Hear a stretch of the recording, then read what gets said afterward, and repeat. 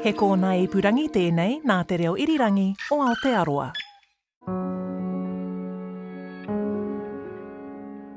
We stand to suffer as badly as anyone if climate change is left unchecked. We are pushing against people spending a lot of money in order to delay and avert us from taking action.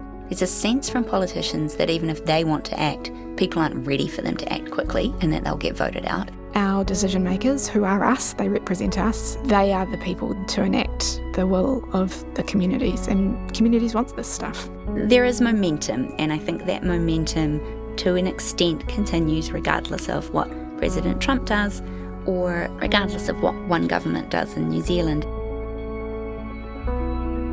Kia ora, nau mai haere mai. Hello and welcome to the final episode of Voice of the Sea Ice. I'm Claire Kincannon. Last week, we heard from scientists who believe we're now in a new regime for Antarctic sea ice because of the rapid warming of our planet. And I guess the key word here is rapid. Earth systems are always in flux, including Earth's climate. But our addition of a huge amount of greenhouse gases is producing a shift so fast that if left unchecked, many living things may not be able to keep up, and our societies likely won't either. Today, we get into what the world and New Zealand are doing about it, and how best to flex our citizen powers. And yes, we have our practical hats firmly on today. What that means is that we won't be looking back at when we figure this out. There won't be any, "ooh, if only we'd started doing things back then" kind of chat. We are here now. What are we doing about it? Let's start with the current global pact. As Earth Day was being observed around the planet, a record number of countries signed the historic Paris Accord to slow global warming. It was signed in 2016 by all but 3 countries. Everyone contributes what they can or what they say they can based on their national circumstances. This is Eloise Gibson, RNZ's climate correspondent, and she's been reporting on climate change for about 16 years. And look, I'm going to fangirl for a minute because I love Eloise's work. Climate change is this complex topic that wraps around economics, politics, inequity, the environment, business, law, science, extreme weather, and of course, people's livelihoods and lives. It can be mind-boggling, but Eloise is right in the thick of it all. For years, she's been holding New Zealand governments to account on the promises they make and keeping an eye on global efforts, like the Paris Agreement. The really important thing that Paris did was to bring in the United States and China, the 2 biggest emitters on the planet. And India, and Brazil, and well, pretty much everyone. A total of 196 parties, which is not the same as countries because, for example, the EU countries submitted as one big group. Although, yes, I guess soon down to 195. But I'm immediately withdrawing from the unfair one-sided Paris Climate Accord ripoff. It will still take 1 year for the US to leave, again joining Iran, Libya and Yemen as the only countries outside the pact. The idea of Paris is that all the parties would work together to keep global warming within 2 degrees Celsius of pre-industrial temperatures. Because the science says things like sea level rise, heat waves and extreme weather events get real spicy if we hit 2 degrees. And ideally, we'd be keeping it under 1.5 degrees. 2024 is now officially the hottest year on record, pushing the rise in global temperatures above 1.5 Celsius for the first time. Whoops. I mean, if it's just 1 year, that's okay. And we still have that 2 degrees target. And look, while it's far from perfect, we're better off now warming-wise than what we would be if we didn't have the Paris Agreement. So countries pledge to do what they're able to do. And then every 5 years, they check in and are supposed to up the ambition of their pledge. And the idea is that developed countries, who've grown their wealth through burning fossil fuels, would do more than developing countries. So the pledges look quite different. For example, China, which is only committed to peak emissions by 2030, although it will achieve it much sooner than that because renewables are growing at such pace there. Or the UK, which has pledged to cut its emissions by 80% over a really short time frame and has already got coal out of its electricity system, something that even New Zealand hasn't achieved despite starting from a much better place. When submitting a target, each country can argue why this is the max that can be done right now. Like for New Zealand, we're long and skinny, sparsely populated in some areas, and have poor public transport. So we still rely on fossil fuels for most of our transport energy needs, and that will take time to change. But of course, if every country makes excuses, then nothing ambitious gets done. It only works if everyone buys in. Most countries only make up a small part of the picture. Each city only makes up a small part of the picture. Individual emitters in countries like China produce much, much less than an individual person in New Zealand. So each part of the whole has to work together in order for it to happen. The way that that's supposed to be achieved is essentially peer pressure. So each country is meant to be transparent about what they're doing to achieve their targets, how they're tracking and what kind of policies they have in place. And then the idea is that, civil society and other countries come in and examine that and put pressure on countries that aren't doing their bit. One way of turning up the peer pressure is through trade agreements that stipulate countries must adhere to their Paris targets. And by using the 2025 word of the moment. Tariffs. Tariff is famously Trump's favourite word in the dictionary. Those who have the clout and who want to move on climate change are increasingly finding ways to try to get everybody to move with them. So, for example, there's something called a carbon border adjustment mechanism, which Europe places on imports of goods to its country if it feels like the country they're coming from isn't pulling its weight. Basically, if fossil fuels have been burned to make the product, the EU will slap a tariff on it. Plus, Eloise says there are murmurings of Europe moving on agricultural emissions too. Now, putting the existential risk of planetary overheating aside, fossil fuels have been great. An easily available source of energy that has powered rapid advances in science, technology, and quality of life. Developed countries have huge amounts of infrastructure built up around using fossil fuels. So it does take time and effort and money to turn this big old fossil fuel bus around. But there are signs, multiple signs, that the bus is turning. The real movers and shakers here have always been the insurance companies. They have increasingly started to say, look, governments, if you don't take steps to future-proof your coastal communities, we're just not going to insure them. We're seeing insurance retreat in increasingly fire-prone parts of the United States. And those things drive up people's costs and they do create pressure for action, but they also shift the flow of money. So you see banks for what they say are purely commercial, not kind of virtual signalling reasons, withdrawing from heavily fossil fuel-based industries if those industries don't have a plan to transition to something cleaner or to do something more resilient. So you do get to the point where the economics start to drive the transition itself. And the cost of helpful things like batteries and solar panels has become much cheaper, much quicker than expected. Of course, the US did just lean on the brakes. The next item here is the withdrawal from the Paris Climate Treaty. But will that stop the pivot? Last time Trump pulled the US out of the Paris Agreement, nobody else left. Nobody else has left this time.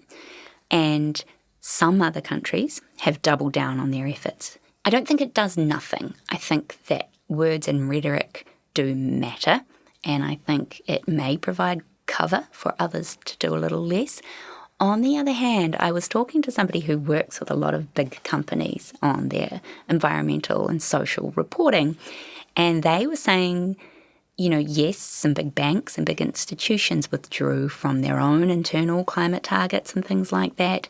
But the money is actually in clean energy and clean action these days. And so they were not foreseeing those companies really changing their perception of, the financial risk associated with climate change and what their customers demanded from them.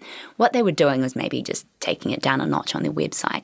Right. So where does New Zealand fit amongst all this? Small fish, big pond, right? The common refrain from some in New Zealand is, we're such a small part of the emissions picture. Why would we bother? Well, the big answer is that climate change is impacting us too.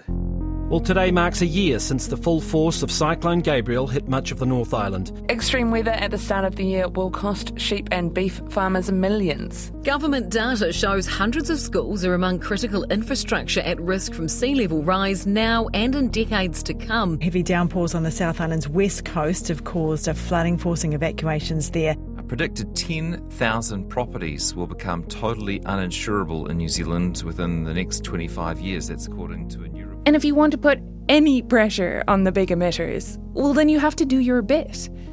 Because we're feeling it now, and it will get worse if our climate keeps changing at this pace. The cost of another Cyclone Gabriel type event has been put at about $14 billion by Treasury, and the risk of it happening in any given year and how severe it will be is affected by global rates of greenhouse gas emissions. We're a country that, in order to make milk, requires not having too many droughts and having cows that are at a kind of a comfortable temperature and that are living in an environment where grass grows well. All of that is dependent on our climate. Plus, climate action stacks up on a selfish economic benefit level too. Modelling by New Zealand's Climate Change Commission found meeting climate goals would slow our GDP growth a little. But being proactive about pivoting to clean energy could also create new jobs and save businesses and households about $2 billion a year by 2040. And while New Zealand doesn't have a price on emissions from agriculture as yet, some farmers are jumping right ahead on getting emissions way down in response to international business demands. Farmers have been offered carrots or incentives, if you like, to lower their emissions by international companies like Mars and Nestle, who say our customers still expect us to not be making the climate crisis a whole bunch worse with our chocolate bars. So companies like Fonterra are saying, well, we don't want to be in a race for the cheapest milk powder. We've been trying to do that for a while and it doesn't always work out. That's not a good premium position for our farmers to be in. We're actually better to chase this lower carbon ideal for purely selfish reasons. We've seen Silver Fern Farms, one of our big meat exporters, get themselves on the shelves at Waitrose recently because they had what Waitrose thought was a solid plan to cut their emissions. So back to the Paris Agreement. What has New Zealand pledged it would do out to 2030? And are we doing it? New Zealand has a two-part target, and we always have had. This was true when John Keyes set the first iteration of our target in 2016, and it was true when Jacinda Ardern's Labour government boosted our target, as did a lot of other developed countries in 2021, in response to reports showing that the promises made just weren't going to get the planet where it needed to go. Initially, it was a 30% reduction of 2005 greenhouse gas emissions by 2030, which then got boosted to 50% in 2021. The idea has been that we would do as much as we could inside New Zealand to get transport emissions down, electricity emissions down, fewer coal boilers, drying milk for export, that type of thing, but that it was just going to be too expensive to make a respectable pledge just with action inside New Zealand. And so as a cheaper way of achieving a target that was going to be acceptable to other countries, we would buy in some help. Instead of risking potential economic shock from trying to do too much too quickly, we would pay another country to take action to reduce their emissions. When you're counting for the planet, a reduction in emissions is a reduction in emissions. The expectation was typically that it would be from Asia or the Pacific because those countries are more affordable. It will be a lot cheaper, for example, to retire a coal-fired power station in Indonesia than it would be to try and do it here or in Australia, with the idea being that by 2030, we would have made a lot more progress at home, and in the years after that, we'll be able to make all of the effort here ourselves. So it was kind of a stopgap thing to put in a decent-sized pledge without having to do it all here. But here's the thing. Successive New Zealand governments haven't locked in anything. So right now, without that overseas part sorted, it's projected that we will be over our 2030 target by 84 million tonnes of emissions, which is more than 1 full year of New Zealand's emissions.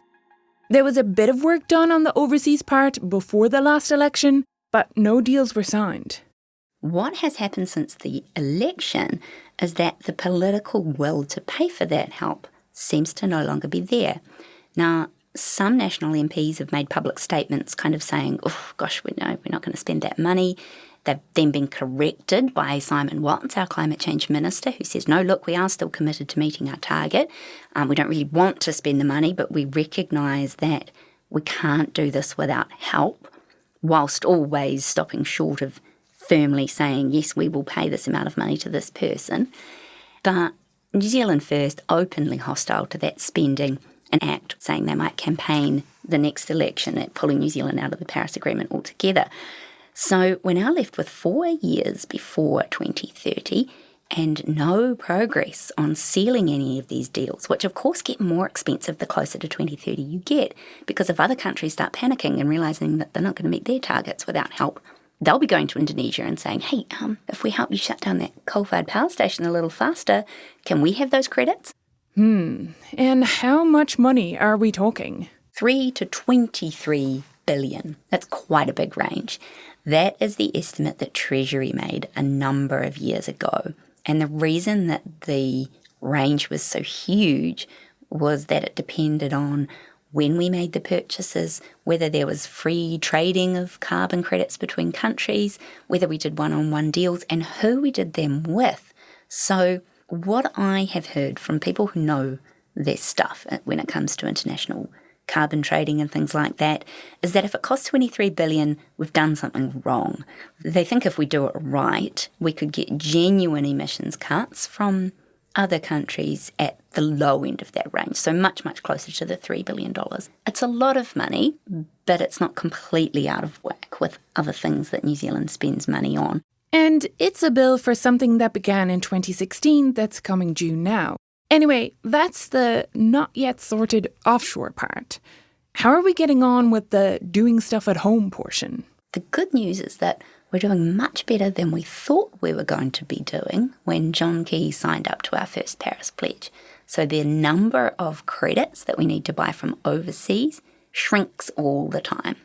It hasn't even always been purposeful climate action. Sometimes it's just been pine trees being planted to harvest pine logs. But things are looking slightly better than we thought. The cost of renewable energy comes down all the time, and those kind of forces do help drive change.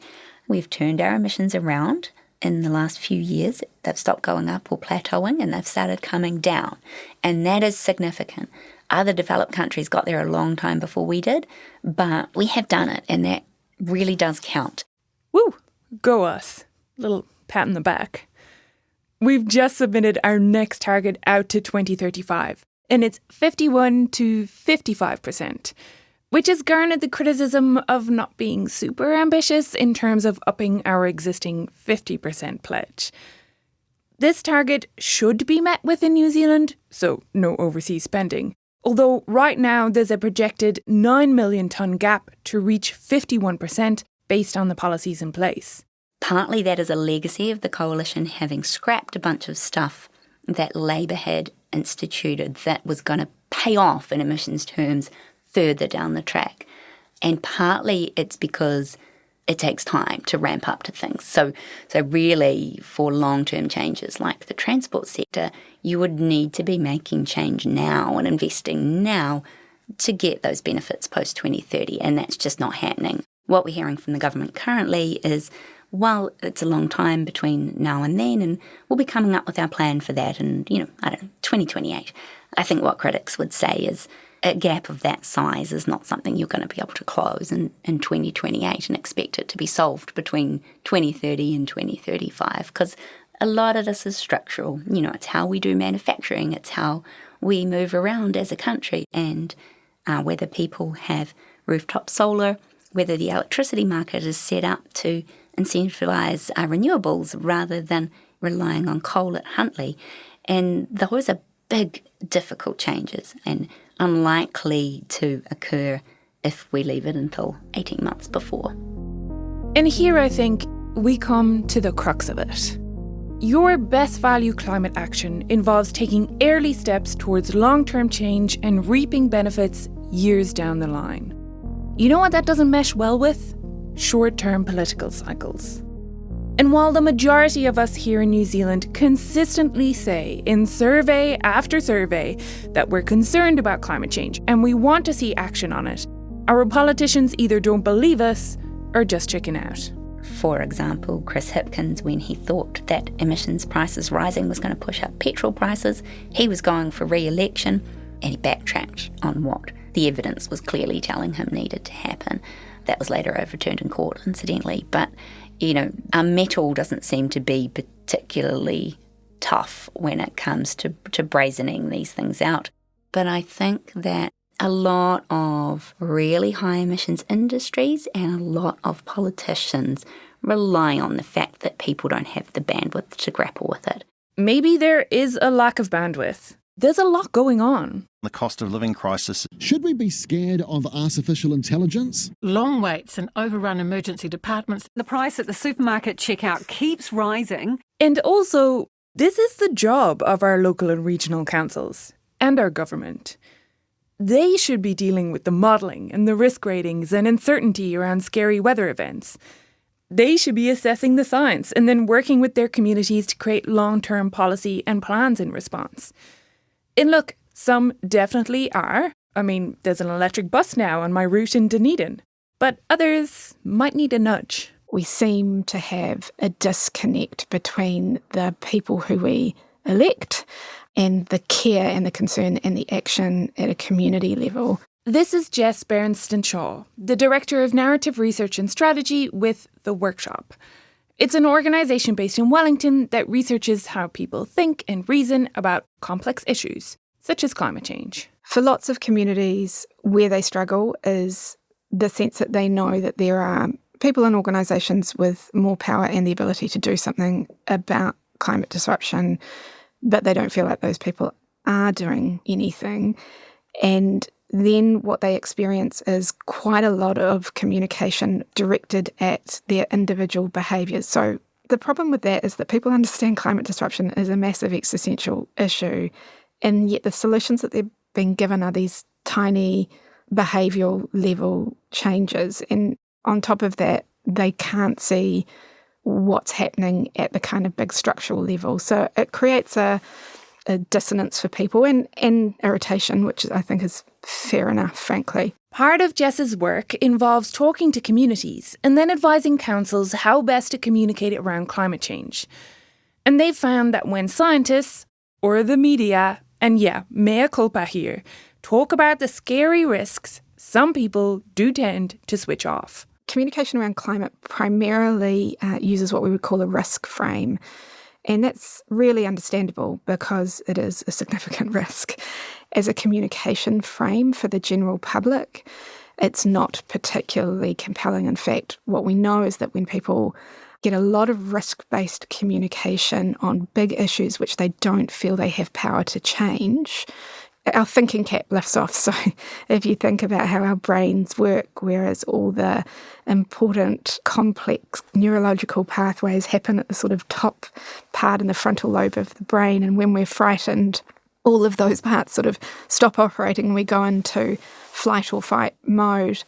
For people who are concerned about climate change but aren't necessarily aware of what they can do about it, risk-based frames tend to slam the door in their face about learning what's next. So what does work? There are ways of thinking about the improvements that responding to climate disruption boldly and effectively can have on people's lives. If we think about how good it would be to have better public transport, says Jess, or more green spaces in our cities to hang out, or more energy efficient homes, or how good it would feel to have a solid emergency and adaptation plan for a coastal community.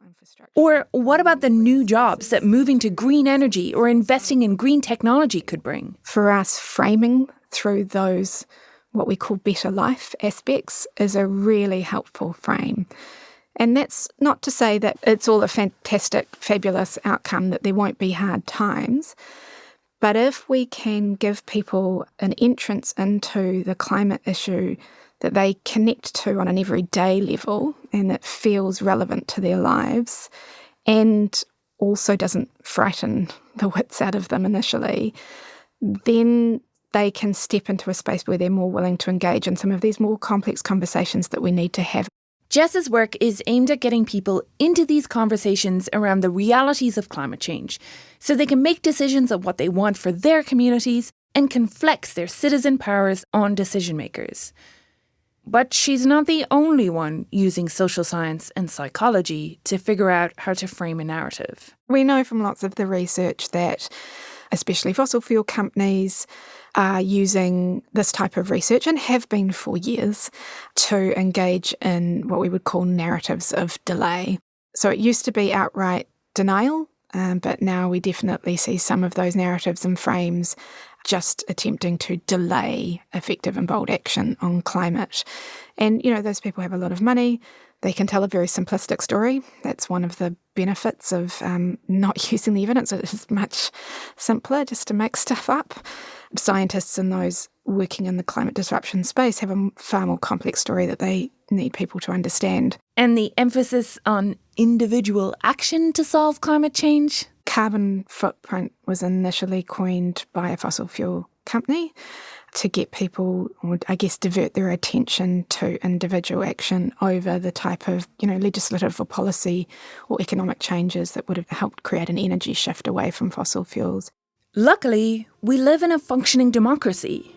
And if we want to flex those citizen powers, to have our say, what should we do? Here's Eloise Gibson again with thing number 1. Carve out some bandwidth around local and national election time to do some informed voting. Does this match my vision for the future? Does this match where I think New Zealand should be positioning itself? And kind of can they show their workings? Does this all add up? And there are other citizen flexes too. Writing to local councillors and MPs is really important.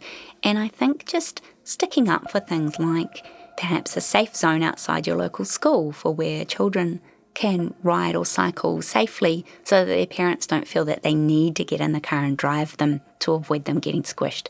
Plus, you can think about what you do with your money. KiwiSaver providers vary hugely in where they invest their money and how much they care about whether or not they are worsening the climate crisis or not. It's really easy to find out information about that. And that's where a lot of people's money, any money they have that's not in their house, that's often where it is for a New Zealander. I think spending power is the other thing that we maybe don't talk about enough. I mean, look at the impact that whoever buys from Nestle and Mars globally is having on New Zealand farmers who are now being paid if they want to reduce their emissions. What about those carbon footprint individual actions? Should we even bother? Well, if you're a jet-setting billionaire, you should definitely get on that. It would take about 1,500 years for those of us in the 99% to emit as much carbon as the world's richest billionaires do in a single year. But even if you're not, there are likely benefits anyway. Eloise says that those who crunch the numbers on household actions say transport and what you eat are the top 2 to focus on. Use public transport, use cycle lanes, take small trips out of the car if you can. I think the important thing is to signal that you're ready to do these things, that you'll do what can work with your lifestyle. Likewise, you might decide to eat beef a little bit less often. It's the most climate intensive type of food, but it's also really delicious and I still eat it.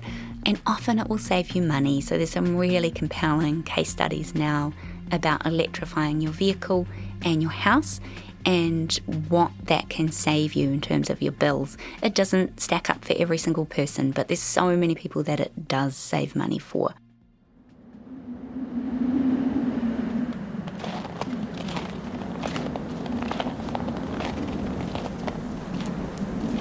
In Antarctica, out on the frozen ocean, there's a feeling of being far away from the rest of the world and all its problems. But of course, it's all connected. Just as our actions are affecting this distant, frozen continent, what happens here will ripple back out to impact us. It's dizzying to try to think at the scale of Earth's systems and how we, some clever apes, are affecting them. But how we live has been constantly changing since we first formed hunter-gathering packs. and this is just another change. And look, I'm relentlessly optimistic, but I'm not naive. I know New Zealand is a small fish, and I know we're going to disagree about what to do and when to do it. But climate change isn't something any of us can opt out of. So maybe instead, we should opt in to do something about it, our bit, as much as we can.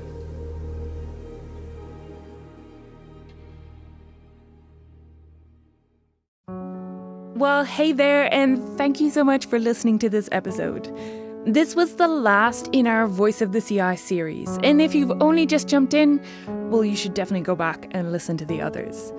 For this one, I spoke to RNZ's multi-award-winning climate correspondent Eloise Gibson. It's very cathartic, very cathartic. And to Jess Berenston-Shaw, Director of Narrative Research and Strategy at the workshop.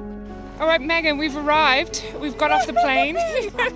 Reporting for this series was supported by Antarctica New Zealand, with big thanks to Deborah Diaz and Megan Nicol for getting me prepped and ready and safely down to the ice and for looking after me down there. Thanks also to my buddy in adventure, composer Victoria Kelly. And the ferocity of the sky. Production help on this episode, as always, was from Ellen Rikers. I'd be lost without her. And from my team leader Liz Garton, who also edited this one. Thanks, Liz. Also thanks to Brianna Uritich-Gregg, who's the production coordinator for the series. Now the juggling of the pockets begins.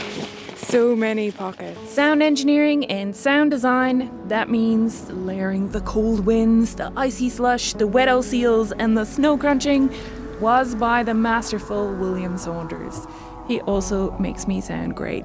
Sure, William. We pitched our tent, seemingly in it, right over a crevasse, but we were so bloody tired we just went into the tent and we went to sleep. Additional sound design was by Steve Burge, who donated his time to make some cool-as sounds for the series. Yes, pun intended. Duncan Smith was the voice actor you heard in the early episodes, playing Scott and Cherry Garrard. Told us that the Earth was flat, that the Great Ice Barrier formed a safety ring around the edge, and if we persisted in crossing the barrier, we'd fall over the edge into outer space. Krista Barnaby designed the Voice of the Sea Ice tile with an image from Antarctica New Zealand's Anthony Powell. Thanks also to Ants for audio recordings of seals and penguins and for video clips used on social media. Antarctica is just insane.